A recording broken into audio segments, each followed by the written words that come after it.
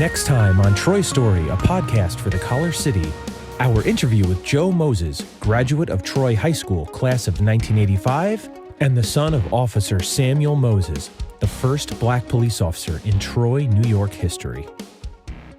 To come back to sort of his time in the department, do you remember how long he served? Do you remember how many years it was? I want to say it may have been close to 2 years because during the time he served, then Charlie King was brought on shortly after. Could you tell folks who Charlie King is? Yeah, Charlie King is the second black police officer in Troy, the first black detective in Troy, long-serving police officer, great guy. Charlie had a different personality than my dad.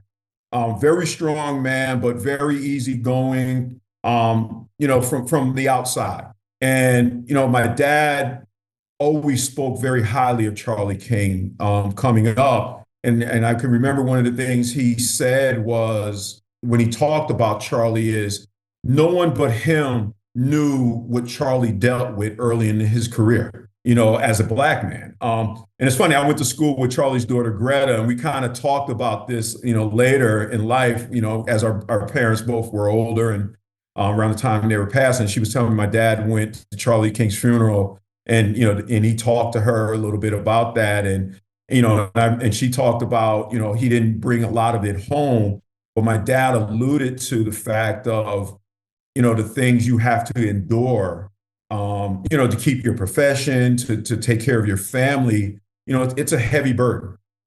It's a heavy burden as a police officer. It's an extra heavy burden as a black police officer in the 1950s.